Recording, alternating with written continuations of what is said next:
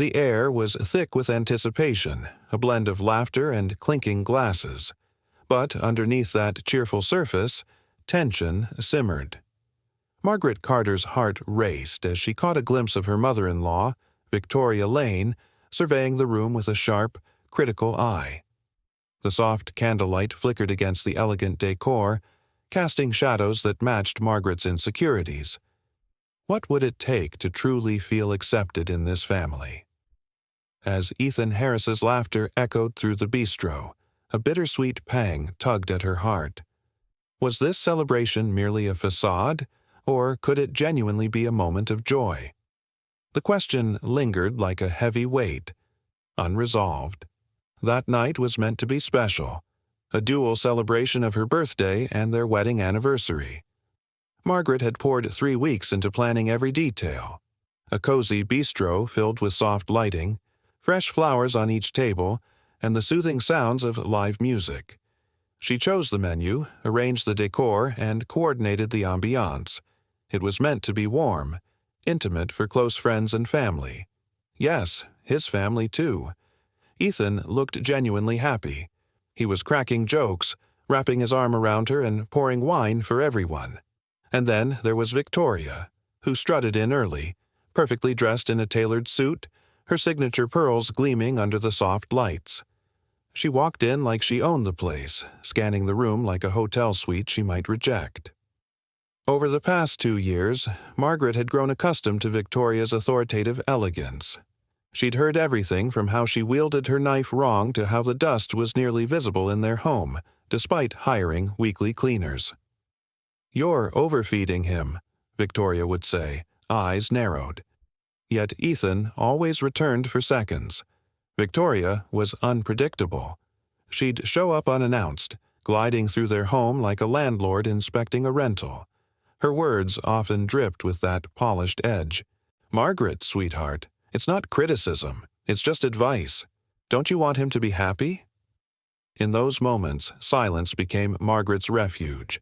She chose peace, for Ethan, for the illusion of family. And so there they were, laughing, eating, toasting. Ethan whispered something sweet in her ear, and laughter filled the air again. Guests clapped joyfully, and someone presented a bottle of wine, our wedding photo bright and vibrant on the label. But then, like a sudden storm cloud, Victoria stood up. She raised her glass, crystal and gold-rimmed, and paused. Margaret felt the room shift in that silence. She recognized that pause. This wasn't going to be a regular toast. I think he reached out first. A message the next morning. Dinner plans by that evening. He was polite, attentive, a little old-fashioned. Flowers, opening car doors, laughing at my weird jokes. It felt like I'd walked into a grown-up romance novel. Slow, steady, and finally safe. His parents made a good first impression, too. Jean, his mother, was reserved and proper. Not cold exactly, just formal. And George, the father, mostly observed, offering the occasional thoughtful comment about travel or the stock market. They had a big house on a hill, hosted brunches, talked about Europe and mutual funds. The whole family looked like they'd stepped out of a retirement brochure labeled Old Money. When Ethan Harris and I announced our engagement, Victoria Lane gave me a thin gold bracelet and said, "You'll fit in just fine." It sounded more like a measurement than a compliment, but I brushed it off. Ethan Harris said she just had a particular way. Our wedding was beautiful. We moved into a new house. Everything felt like it was on track. The first few months were blissfully uneventful, and then Victoria Lane started showing up without calling. She'd arrive on a Sunday morning with some flimsy excuse, just dropping by for coffee, and then wander the house like a health inspector. Opened cabinets, peered into closets, asked questions like, "When's the last time you deep-cleaned your oven?" It felt like she was searching for proof I wasn't good enough. I tried to be graceful about it. Ethan Harris would just laugh and say, "That's just how she is. Don't take it personally." Except I did. She started bringing homemade pies, which would have been nice, except each visit turned into a tutorial on laundry, on grocery shopping, on appropriate attire for a husband's workplace events. Sometimes she'd toss off lines like, "I suppose you weren't raised with certain expectations." H with a smile that didn't quite hide the sting. I felt like I was constantly being tested, like I'd passed the entrance exam, but barely. Once I caught her in our bedroom. She said she was looking for a blanket. I told her politely but firmly not to go into our room without asking. She acted wounded. Ethan Harris said I was overreacting. That was our first real fight. Over time, it became normal. Her showing up. Her passive-aggressive notes about my background. She'd compliment me in a way that always implied I was trying really hard to fit in. I kept hosting dinners, smiling, pretending. I told myself it was just a rocky start, that I could win her over. 6 months after the wedding, their family business tanked. Something to do with failed investments. Details were murky. George transferred the deed to a different name. Victoria Lane called it tax planning. But my mom and I knew better. They were broke.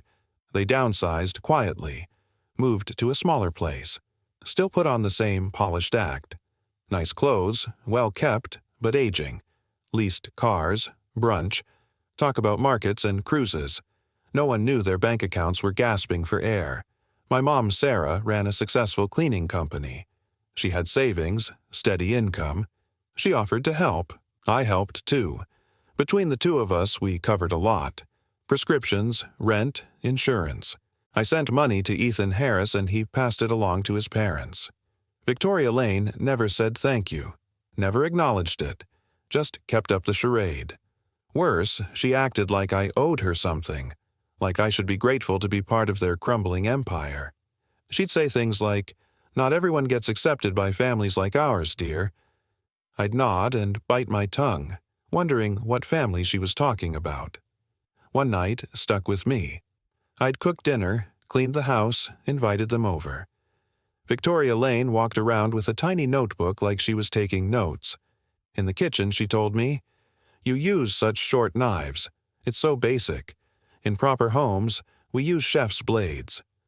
She didn't even try to hide the condescension. Ethan Harris started changing. He got snappier, less patient. He sided with her more and more. The air was thick with tension as Margaret Carter stood frozen, her heart racing. Victoria Lane's smile was sharp, a predatory glint in her eyes as she leaned in closer, whispering something that sent chills down Margaret's spine.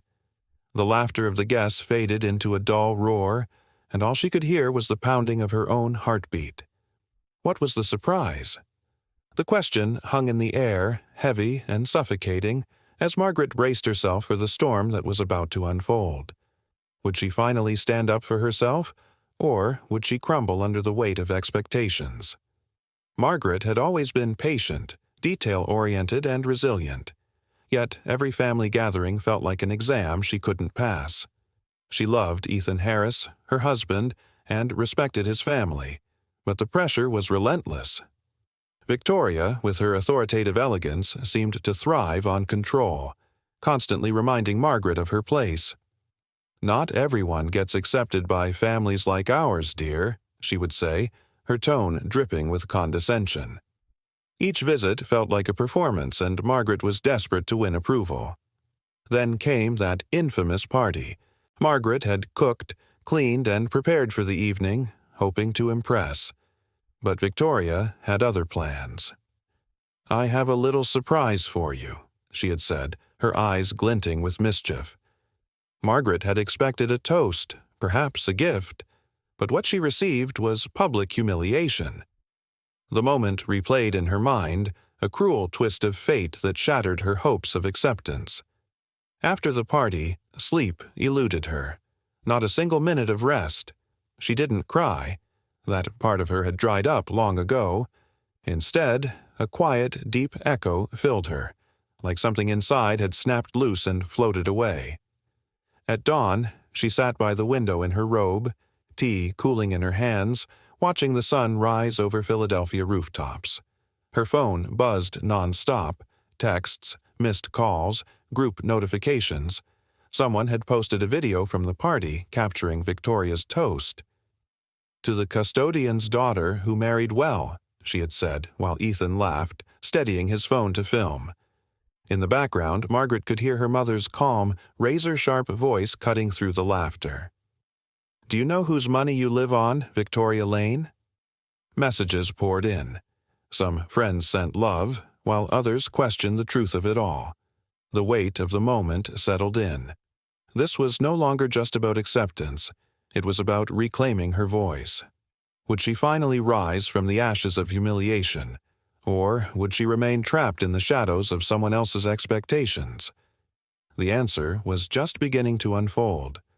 One of Ethan's coworkers posted a story that read, "When your mom gets wrecked on camera at your wife's birthday, what was supposed to be a quiet dinner with friends has turned into a viral whisper campaign." The morning light filtered through the window, but my phone rang again, shattering the calm. I picked up without thinking. "Are you serious right now, Ethan?" His voice was clipped, laced with anger. "You let her do that? You let your mom humiliate mine like that? She won't leave the house. People are calling. She's sick." "And how are you, Ethan?" I asked flatly. "Are you sick?" "I'm embarrassed," he snapped. "Because of you. You just stood there. You let it happen. Everything went to hell. You need to fix this. Say it was a joke. Say Mom didn't mean it like that. You know how she is." "You want me to lie?" I shot back, my heart racing. "After everything she said? After you sat there and laughed and filmed it?" "I wasn't laughing," he started, but I cut him off. "You were, and you didn't say a damn thing. Just like you didn't say anything all those other times when she criticized how I cleaned, how I cooked, how I dressed, when she wandered into our bedroom uninvited, when I begged you to stand up for me. You stayed quiet." There was a pause on the line, heavy and suffocating. "Let's just talk," he said finally, trying to sound reasonable. "It was one night, one awkward speech. That's not a reason to burn it all down. We're a family." "Not anymore," I said, my voice steady. "I'm filing for divorce." Silence hung between us. Then, barely above a whisper, he said, "Don't do this over one thing." "It's not one thing. It's everything. That night was just the last straw." He tried again, desperation creeping into his tone. "What about everything good? The memories, the trips, the laughs? I remember them. I'm grateful for them. But a marriage isn't made of memories. It's made of respect. Partnership. You gave me neither." I hung up, my hand steady, my heart resolute. I didn't cry. I just stared at the screen as another message popped up, then another, then one from his friend. "You held it together for so long." But now, the weight of the moment settled in. This was no longer just about acceptance. It was about reclaiming my voice. Would I finally rise from the ashes of humiliation, or would I remain trapped in the shadows of someone else's expectations? The answer was just beginning to unfold. "Proud of you." I didn't reply to any of them. Around 3 p.m., I stepped outside for the first time. The air was cold, but it felt fresh against my skin. A few blocks down, Mrs. Dawson, my elderly neighbor, caught my arm gently. "I saw the video," she said softly. "I always knew that woman had a cruel streak. You were brave, dear. It took real guts. You'll be fine." I smiled at her and kept walking, feeling a flicker of warmth in my chest. I ended up in a little coffee shop on the corner, the one with bad muffins and perfect windows. I ordered a latte and sat alone, watching the world go by. For the first time in a long time, I felt something surprising. Relief.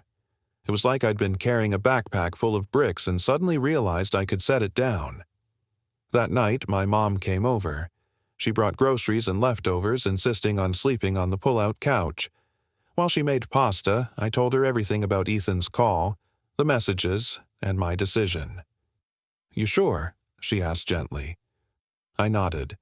"I don't hate him. I'm just done lying to myself."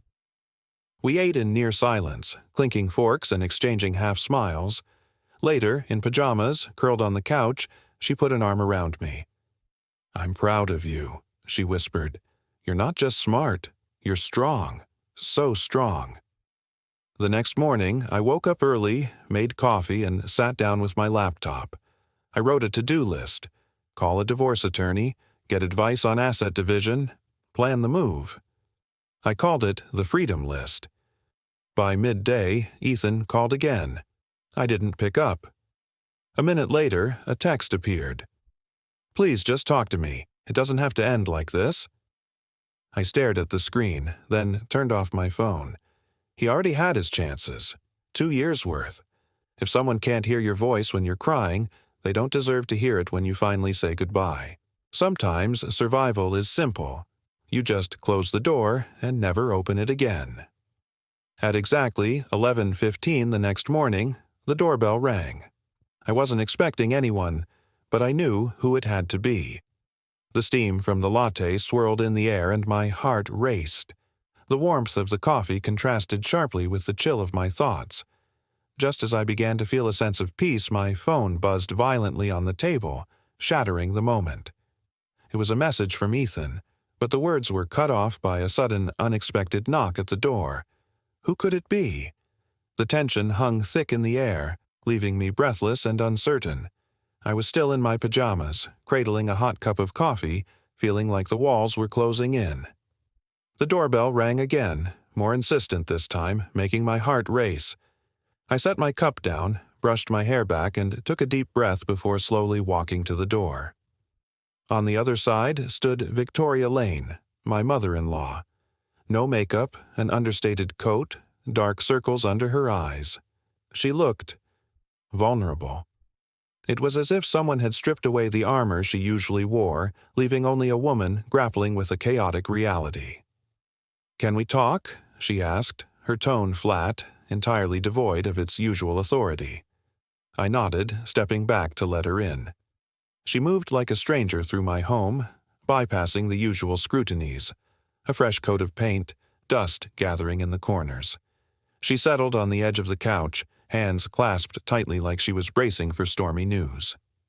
"I'm not going to apologize," she began, eyes downcast. "But I need you to understand that night. It was just a misunderstanding. A joke, maybe in poor taste. I never thought your mother would say what she did." I remained silent, arms crossed, staring out the window. "George and we're struggling. You know how business can be, right? We always managed until now, but it's different. Now everyone knows. They're calling, texting. We might have to move to a smaller apartment." The word money hung heavy in the air, an invisible weight between us. "Did you ever think this might be the consequence of your own behavior?" I shot back, feeling the heat rise.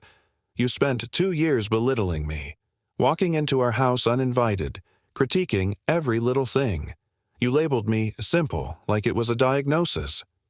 Victoria Lane straightened her back, a flicker of something deeper in her eyes. "I wanted you to be better," she replied sharply. "To fit in. You said you valued tradition. I thought you wanted to belong to this family." "I never asked for your lessons," I countered, stepping closer, tension crackling like static electricity. "That wasn't kindness. That was control." As my words lingered in the air, a shift happened. The rain began to fall softly outside, that fresh scent mingling with the warmth in the room.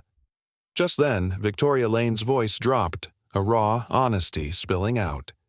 "You think I'm perfect? I spent years trying to fit into my own mother's mold. She had expectations, too. I felt suffocated. Desperate." My heart raced, realizing her vulnerabilities mirrored my struggles for acceptance. In that moment, she transformed from an antagonist into a flawed woman caught in her own family dynamic. Silence enveloped us, the weight of unspoken understanding hanging heavy. We were no longer just mother-in-law and daughter-in-law. We were 2 women striving for acceptance. Could we rebuild this fractured bridge? The air was thick with possibility, a tentative knot of hope threading through our confrontation. The envelope sits on the table like an unexploded memory. I can smell the rain through the crack in the window. Ozone, asphalt, regret. Margaret Carter's heartbeat thunders in her ears. 12 years old again, knees sticky with peach juice behind her grandmother's house. Grandma Victoria Lane towers over the picnic table, inspecting every piece of fruit like it's evidence. "Not that one," she murmurs, flicking Margaret's bruised peach aside. The laughter of cousins dries up, replaced by the soft rustle of leaves and the taste of shame. Margaret feels the bruise inside her chest more than the fruit. Snap to now. She blinks. The same woman stands 3 feet away, clutching a purse that probably costs more than last month's rent. Margaret's voice slices the silence. "You want to pay me off with my own inheritance?" Victoria flinches but doesn't speak. "I earned every cent before Ethan even learned to say budget." Victoria breathes like she's been underwater for years. "I just want peace, Margaret. People are texting me crying face memes." Margaret laughs, short, sharp. "They're not memes, they're receipts." A pause. Only the fridge hums. Margaret steps closer. "Tell me the truth. Did you ever see me as anything but background noise in your family portrait?" Victoria's gaze skitters away. "I saw potential, but it scared me." "Your fear turned into my cage." Victoria's fingers tremble around the envelope. "I know I clipped your wings, called it pruning. I measured your love for Ethan against heirloom china standards. I wanted everything symmetrical. No cracks." Margaret's voice softens, a low tide revealing sharp shells. "Cracks let light in. I wanted room to grow my wildflowers." Ethan Harris stands in the hallway shadow, hearing it all. He steps into the kitchen, eyes rimed with unshed rain. "Mom," he says to Victoria, "I can't do this tug-of-war anymore." Victoria's mask slips. "I thought love meant control." Margaret turns to Ethan. "You left me on read for 3 days after the dinner blow-up. Every notification buzz felt like a verdict. I started sleeping with noise-canceling headphones just to silence the phantom pings." Ethan swallows. "I was afraid of choosing wrong. I thought distance equaled neutrality. Neutrality was just another word for cowardice." The room tilts. Victoria exhales, a small leaf spiraling from a tree. "I never told anyone my own mother made me redo entire table settings if the fork tines weren't parallel. I thought criticism was care." Margaret's anger cools into something harder and clearer. Glass after a wildfire. "So you pass the hot potato of perfection to me?" Victoria nods, barely. "I'm holding the burn now." She places the envelope back in her bag. "I can't buy back the years, but I can stop selling illusions." Margaret folds her arms. What happens next? Victoria meets her eyes for the first time all evening. "I step back. I let Ethan choose his wife without my voice in his ear like static. I learn your language of gentle boundaries." Ethan reaches for Margaret's hand. "I want to speak fluent us again. I forgot the words while I was busy translating for my mother." Margaret lets his fingers interlace with hers. She feels the peach bruise inside finally fade. "You know that feeling when you finally stand up for yourself, only to realize it's the most liberating moment in your life?" Margaret Carter felt that rush the day she kicked her mother-in-law out of her home. When Victoria Lane walked out without a word, it was like the storm clouds had finally parted. Margaret inhaled deeply. The air was clean, fragrant with possibility, almost like fresh rain after a long drought. She knew, in that moment, peace was within reach, and she'd never look back. Filing for divorce wasn't an impulsive choice. No, it had been simmering since that night when Gene, Ethan Harris's brother, raised his glass, sneering she was just the daughter of a cleaning lady. And Ethan Harris. He laughed, captured the moment on camera as if it were a joke. That wasn't a punchline. That was a punch to the gut. Days later, with all the paperwork in hand, she signed on the dotted line. No shaking hands, no doubts. Just stepping out of a long, dark tunnel into a bright new world. A few hours passed, and Ethan Harris's calls started flooding in. Calm at first, pleading. Then the tone shifted. "You're overreacting. You're destroying everything." She didn't respond. Silence became her shield. Moving to a small studio in downtown Seattle felt like rebirth. It had big windows that soaked in the sunshine and a balcony perfect for coffee mornings. She brought only the essentials: her clothes, a few boxes of books, and lovely new linens for a bed that didn't cling to ghosts. The scent of wood and fresh coffee filled the air. Each morning she played music, threw open the windows, and slowly, she began to rediscover herself. Sometimes, in quiet moments, Ethan Harris would creep into her dreams. Not angry, just distant, like a ghost of her past she was too polite to ask to leave. But waking up brought a wave of relief. She wasn't sad, she wasn't angry, just free. Each day was a step further from the chaos of family expectations and closer to embracing her true self. But how long could that last? Would the ghosts of her past follow her into this fresh start? With her heart pounding, she knew one thing for certain. The battle for acceptance had only just begun. I was finally free. The birthday incident faded from the rumor mill faster than I expected. People gossiped for a week or two, then moved on. Someone else's divorce, a job loss, a scandal at a corporate party. Life had plenty of drama to keep the cycle going. But something had shifted. Ethan Harris's friends, the ones who used to fawn over Jean and her endless stories of old money, started drifting away. Jean and George moved just like I said they would. I heard through mutual acquaintances that they ended up in a modest condo on the north side. No gated community, no marble countertops, no household staff, just them, their silence, and their disappointment. Their old house went on the market. I stumbled upon the listing one afternoon. The kitchen looked familiar. The same kitchen where Victoria Lane once told me I cut vegetables like someone who'd never seen a chef's knife. A few mutuals unfollowed them on social media. I noticed, not out of spite, just curiosity. It was like watching a character unravel in a novel, one I never liked, but still needed closure from. Then, one day, I got a message from Amber, Ethan Harris's childhood friend. We were never close, but she always greeted me kindly at gatherings. Her message was short. "You were right. You always were. I hope you're happy now." I didn't respond, but I smiled. At first I feared being alone. Not the loneliness itself, but the lack of routine. No shared dinners, no weekend plans to discuss, no one to come home to. But what I found wasn't fear. It was space. Glorious, beautiful space. I signed up for a sunrise yoga class. I started walking in the park with a thermos of coffee just to breathe. I talked to my mom every day. Sarah, my mom, became my anchor. We hadn't been this close since I was a teenager. She told me stories I'd never heard, how she got her first contract cleaning government buildings, how terrified she was when a hotel chain asked her to bid for their properties. I almost said no, she confessed, her voice trembling with the memory. But she didn't. She took the leap, and that's when it hit me. If she could face her fears, why couldn't I? I was ready to embrace my own journey.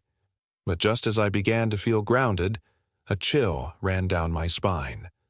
I scrolled through photos of the empty house. The kitchen, once a battleground of sharp words and sharper knives, now stood silent, echoing memories of laughter and tension. I could almost hear Victoria Lane's voice, dripping with disdain, as she critiqued my every move. But then, a new notification popped up. A message from Ethan Harris. My heart raced. What could he possibly want to say now, after everything that had happened? Was he finally ready to confront the rift between us, or was this just another attempt to keep the peace? The screen dimmed, and I held my breath, waiting for the answer that could change everything. She laughed, a sound that felt like freedom. I had spent too long believing I wasn't good enough. But then, I thought, to hell with it. If not me, then who? We baked together, shared laughter over steaming cups of tea, and swapped cleaning hacks. When she showed me how to get streak-free windows, it felt like love, not judgment. Not like Victoria Lane. Sometimes I wondered, what if Victoria Lane had kept her mouth shut that night? What if she'd raised a glass and said something forgettable? Would I have stayed? Would I still be pretending everything was fine? Maybe. Probably. I needed that slap in the face to finally see the whole picture. I'd been shrinking for 2 years, slowly disappearing into a version of myself molded by someone else's expectations. Now, my weekends were filled with flea markets, where I bought secondhand frames, colorful dishes, and old books. My apartment didn't look like a catalog anymore. It looked like me, cluttered, bright, alive. One evening, I sat on my balcony with a glass of red wine, watching the city lights blink on one by one. My phone was silent. A whole week had passed without a single message from Ethan Harris. Maybe he finally got it. Maybe he stopped fighting. I didn't care. There was no anger left, just a sense of calm, of closure, that rare moment in life when you know without a flicker of doubt that you made the right call. Then, one Monday morning, I woke up with a strange feeling. Not dread, not regret. Something else. The urge to begin again, for real this time. A clean slate, a new name, a new story, a new me. Sometimes, to build the life you want, you have to burn the old one to the ground. And I didn't regret a single spark. The divorce was finalized quickly. Only Ethan Harris showed up to the hearing, stoic and distant, dressed in a dark suit that probably hadn't been worn since our engagement party. His face was unreadable, his eyes hollow. I watched him from across the courtroom, trying to reconcile this man with the one I had once trusted with everything. As the sun dipped below the skyline, casting warm golden hues that danced through my balcony plants, I felt a rush of clarity. Victoria Lane's harsh words had inadvertently pushed me toward my true self. The laughter that once echoed in my kitchen transformed into a quiet rebellion. Each colorful dish and mismatched frame symbolized my newfound freedom. Ironically, it was Victoria Lane's criticism that ignited my resilience, framing my struggle not as a defeat but as a powerful stepping stone to authenticity. The city's hustle faded into a soothing backdrop, allowing the truth to shimmer like the stars above. I was ready to embrace my journey, to step into the light of my own making. Once, Ethan Harris felt like my safe haven. Now, he was just a stranger, waiting for the end of a business transaction. We divided our lives, an old sofa, a coffee maker I never liked, and a joint bank account. No fighting, no shouting, just a quiet signing of papers. Just like that, we weren't married anymore. Standing on the courthouse steps, I inhaled deeply. The Seattle morning was cool and misty, the sky a watercolor gray. I closed my eyes, tilted my head back, and let the moment settle in my bones. It was over, or maybe it was just beginning. The first few days after the divorce were oddly quiet. I didn't cry, I didn't rage, I didn't even celebrate. Just silence. Not the eerie kind, but the kind that follows when the noise dies down and you can finally hear your own breath. I threw myself into routine. Early mornings, clean food, focused work, evening calls with my mom. "Sarah, what are we cooking tonight, Chef?" she'd ask, and I'd laugh, feeling 10 years younger. We found joy in small things. Roasted vegetables, music from her youth, the way she still used paper calendars. She reminded me that life wasn't meant to be polished, it was meant to be lived. What surprised me most was how quickly I stopped caring about what people thought. I used to replay conversations in my head, worrying I sounded too blunt or not accommodating enough. Now, I wore what I liked, ate what I wanted, and went to sleep when I felt like it. There was a joy in being unguided. I ran into a few people from Ethan Harris's circle. Some offered half smiles, half pity. Others avoided eye contact. I didn't care. I owed no one an explanation. The scandal of the birthday toast faded, replaced by newer gossip, a failed engagement, a DUI, someone's affair with a Pilates instructor. Human attention spans are mercifully short. Ethan Harris never called, never emailed. But then, one rainy afternoon, everything changed. I stood quietly in the kitchen, my hands trembling as I discovered a long-hidden family journal. The scent of rain wafted through the open window, mingling with the aroma of fresh coffee. Flipping through the pages, I unraveled secrets that revealed my mother-in-law Victoria's own struggles with acceptance and identity. Suddenly, everything I thought I understood about my family shifted. Victoria's critical nature was illuminated by vulnerability. I began to see her not as an adversary, but as a woman driven by fear rather than malice. Could it be that the very person I clashed with was also fighting her own battles? The weight of unspoken truths hung in the air, challenging me to reconsider our dynamics. As I read on, the rain tapped softly against the window, a gentle reminder that every storm eventually passes. I realized that understanding Victoria could be the key to my own acceptance within this family. In that moment, I felt a shift. The laughter that once echoed in my kitchen transformed into a quiet rebellion. Each colorful dish and mismatched frame symbolized my newfound freedom. Ironically, it was Victoria's criticism that ignited my resilience, framing my struggle not as a defeat but as a powerful stepping stone to authenticity. The city's hustle faded into a soothing backdrop, allowing the truth to shimmer like the stars above. I was ready to embrace my journey, to step into the light of my own making. Seattle drizzle taps the balcony rail like a soft metronome. Margaret breathes in rain-laced cedar and closes her eyes. Peace, thick as fog, settles over her. A memory flashes. Ethan's final text. I guess this is it. Delete. Gone. No rage, only release. She tucks the blanket tighter around her shoulders. Not lonely, just free. Laura's words, "You're glowing," echo in the silence. Margaret smiles at the skyline as pink light creeps across the sound. Candle flicker, wine swirl, city hushes. She whispers to the wind. Thank you for the wreckage and the rebuilding. She chose herself. No more shrinking, no more apologies. Only the soft rustle of turning a page in her own story. Tomorrow will come with more questions. Tonight she answers with quiet joy. I am enough. In the dimly lit living room, Margaret Carter stands at the center, her heart racing as she faces Victoria Lane. The air is thick with tension, each word a delicate thread weaving their fates. Ethan Harris watches, torn between love and loyalty, his laughter replaced by silence. Why can't you just accept me? Margaret's voice trembles, revealing her deepest fears of rejection. The weight of family expectations crashes down, suffocating. A moment of stillness envelops them. And then, like a dam breaking, emotions flood the room. Tears glisten in Victoria's eyes, and for the first time, understanding bridges the chasm between them. Could it be that the very person she clashed with was also fighting her own battles? The scent of rain mingles with the tension, a reminder that storms eventually pass.